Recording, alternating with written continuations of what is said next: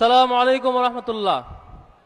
গত কয়েকদিনের মারামারি দেখে আমার কাছে মনে হচ্ছে ছাত্রদলের মনে আসলে অনেক কষ্ট। 17 বছর না খেয়ে থেকে ক্ষমতায় আসার পরও ছাত্র শিবিরের কারণে গত 5 মাস এখনো না খেয়ে আছে। এই কষ্ট আমরা বুঝি আপনাদের।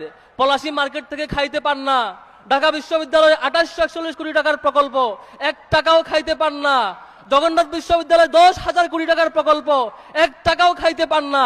আপনাদের কষ্ট আমরা বুঝি, 10% পান না কেন? এই কষ্টে এই বাড়াবাড়ি আপনাদের।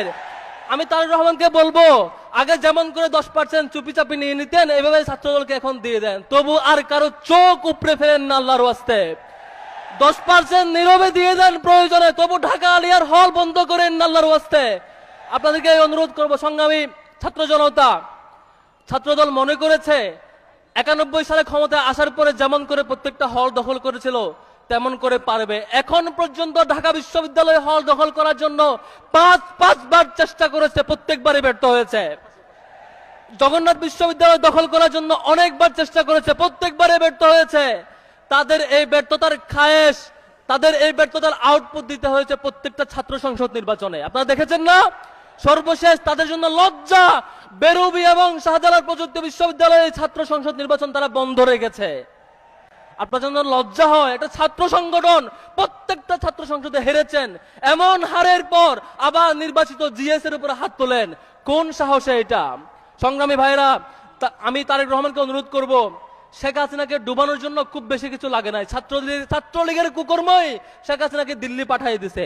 আপনি তারেক রহমান ট্রাফিক সিগন্যালে দাঁড়িয়ে থাকেন জনপ্রিয়তার জন্য, আপনি তারেক রহমান নিজে গিয়ে খাল খনন করেন জনপ্রিয়তার জন্য, এই জনপ্রিয়তা থাকবে না। ছাত্রদলের কর্মের কারণেই আপনার পতন সুনিশ্চিত দেখা যাচ্ছে।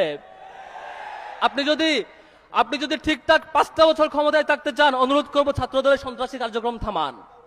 গতকালকে দেখলাম হাসপাতালে হামলা করেছে।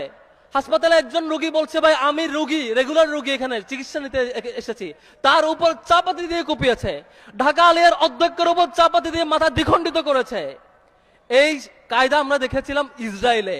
একমাত্র ইসরায়েল, দ্বিতীয় ছাত্রলীগ, তৃতীয় ছাত্রদল হাসপাতালে রোগীদের উপর হামলা করার ইতিহাস রচনা করেছে। সেকেন্ড, আমরা শিক্ষকদের উপর হামলা করার ইতিহাস দেখেছি এর আগে ছাত্রলীগের, এবার দেখেছি ছাত্রদল। এর পরিণতি খুব খারাপ হবে। একটা ঘোষণা আজকে এখানে দাঁড়িয়ে দিতে চাই, বাংলাদেশের কোনো ক্যাম্পাস দখল করতে হইলে ছাত্র শিবিরের রক্তের উপর দিয়ে যাওয়া লাগবে। যতদিন ছাত্র শিবিরের কোনো কর্মী বেঁচে থাকবে, কোন দায়িত্বশীল বেঁচে থাকবে, আমরা ঢাকা বিশ্ববিদ্যালয়, ঢাকা কলেজ, ঢাকা আলিয়া, জগন্নাথ বিশ্ববিদ্যালয় একটা ক্যাম্পাসে দখল হইতে দিব না ইনশাআল্লাহ। চাঁদাবাজদের হাত থেকে এই ক্যাম্পাসকে মুক্ত করে শিক্ষার্থীদের জন্য নিরাপদ আবাসস্থল উপহার দেওয়াটাই আমাদের এই রক্তের কমিটমেন্ট।